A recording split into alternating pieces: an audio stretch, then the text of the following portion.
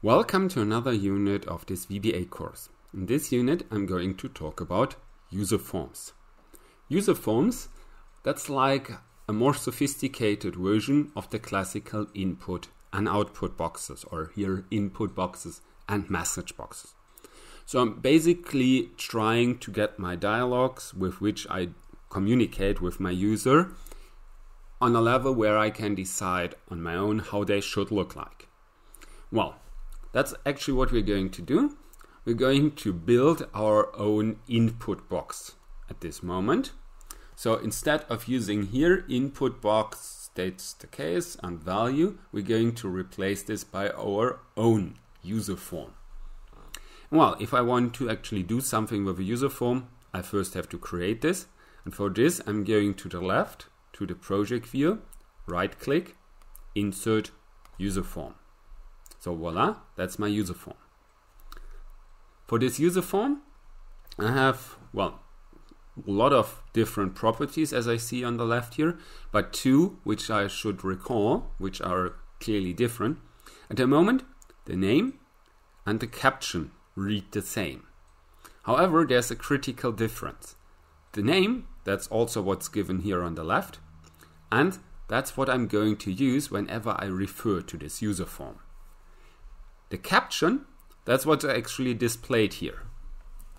So if I change the caption to input, changes up here in the user form as well.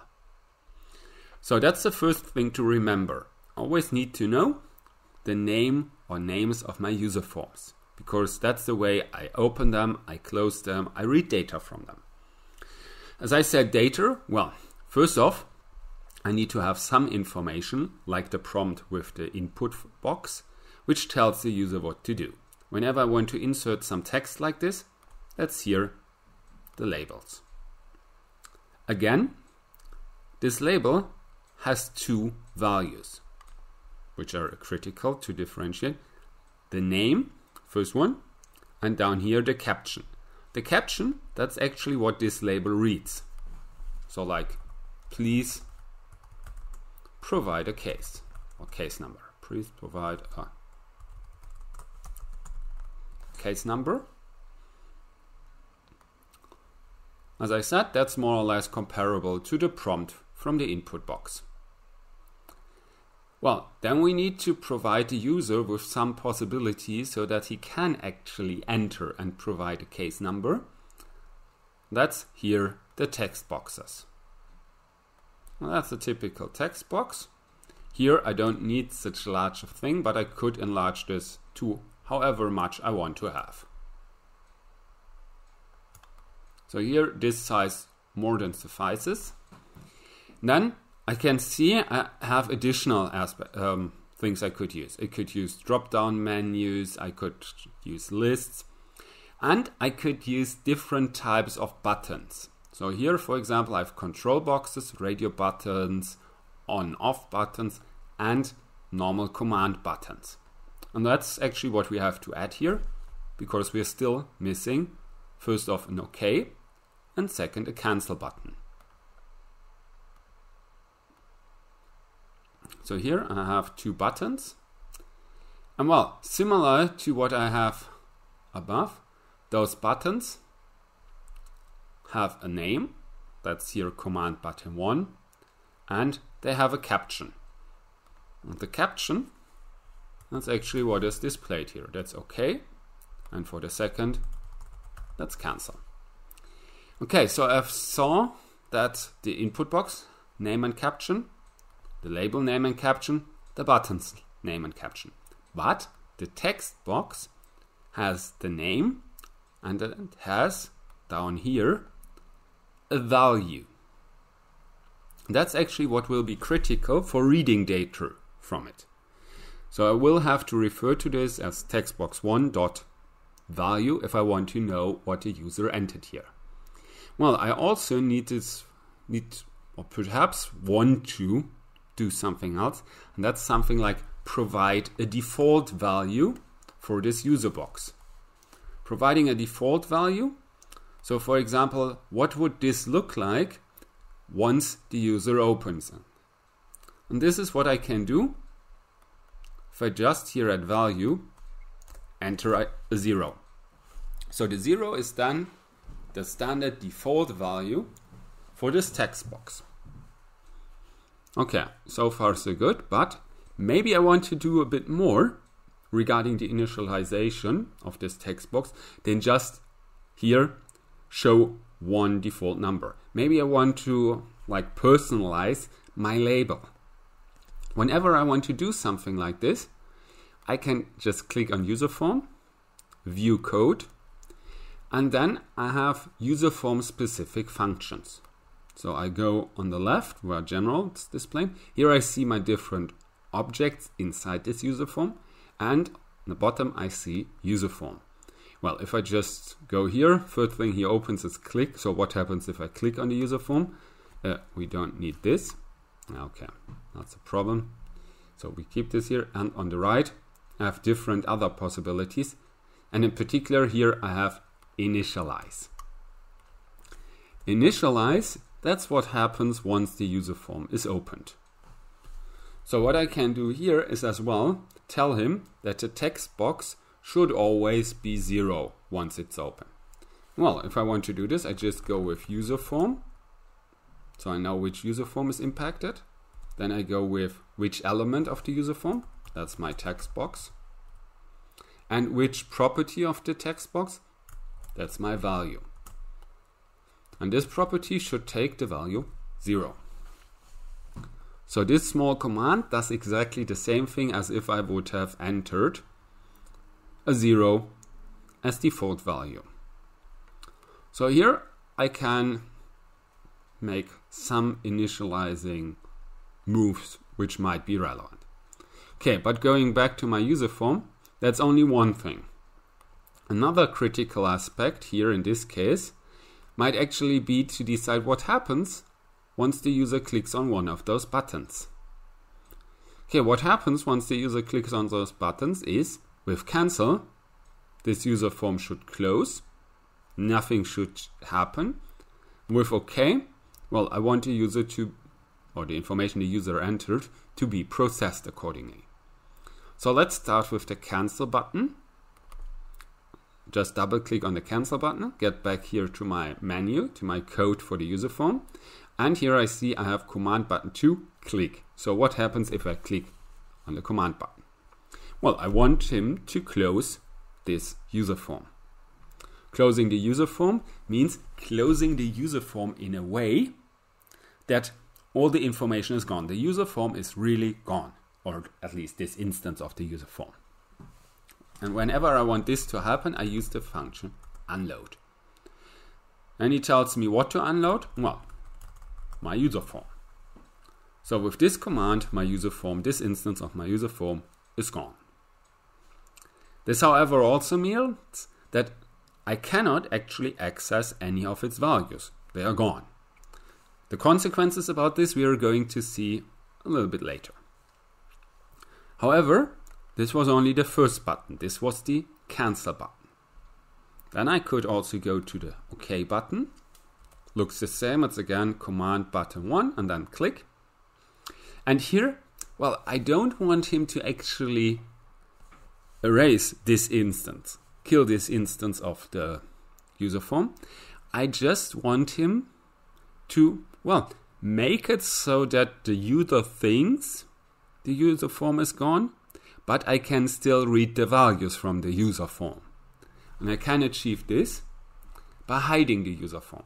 Hide is a little bit different than unload, so that's why I go here with userform1.hide. That's a property more or less, or a subroutine of the user form. This just hides the user form. So the user form is not gone, the information in the user form is not gone, so I can refer back to the information the user entered into this user form.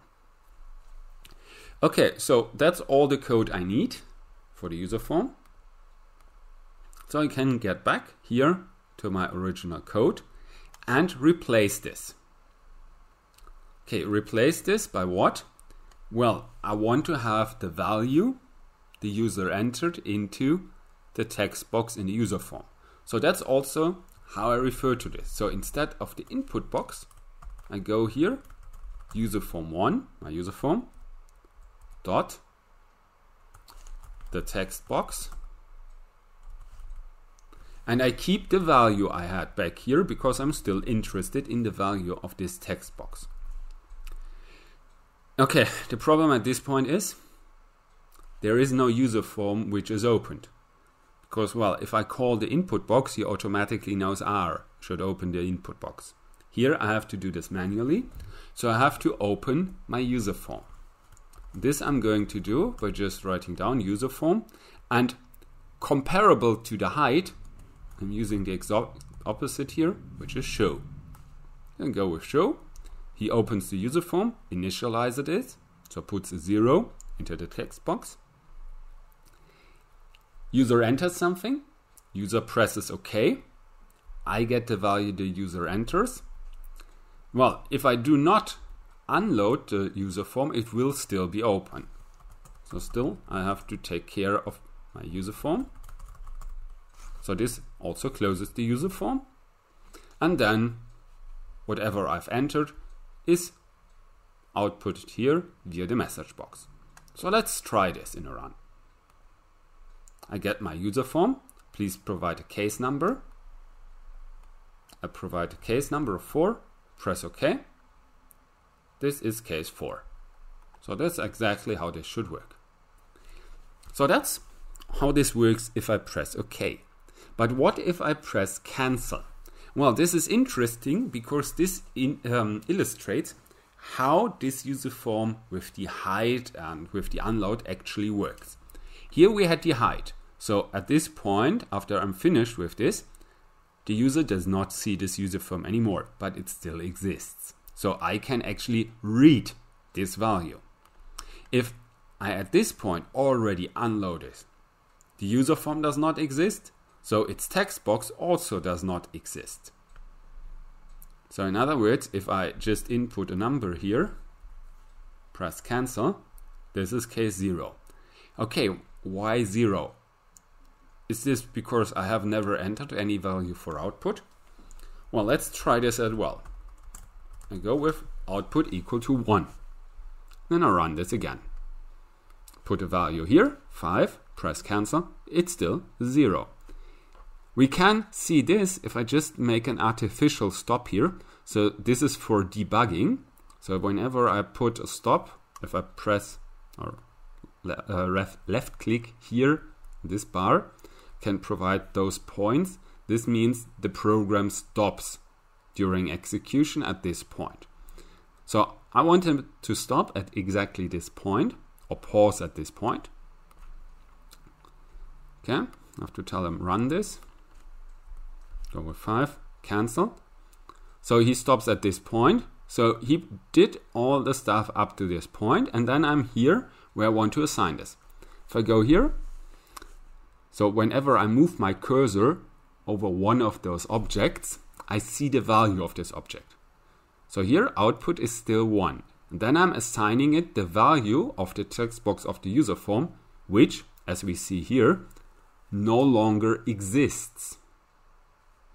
So I eliminated this here, and then I'm assigning to output a value which not exists.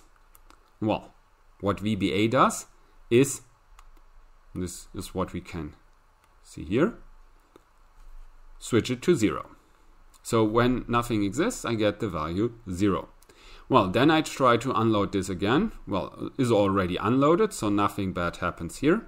And he displays the 0 I got from this user form and its text box not existing. So this is how the cancel part works. So it might make sense to not even try something like this here once it's cancelled. So I should use either a try environment or use an if clause to assure that if the user cancels, it's treated appropriately. We're not going to go into more details on this here in this course, but this is just something to keep in mind. Well, this then has already been what I wanted to talk about in this course. So we learned about how we can create design user forms, call user forms, delete user forms which have been called, so unload them, can hide them, can read data into user forms, and well, if we go to the corresponding code for the user form, how to actually write code into the user form, how to initialize this, and how to assign commands to different objects of the user form. Well, as I said, that's all I wanted to do in this course, in this unit. So I hope you enjoyed it. And if you're looking for additional material, feel free to visit the rest of the course or have a look at the corresponding playlist. I say goodbye and see you next time.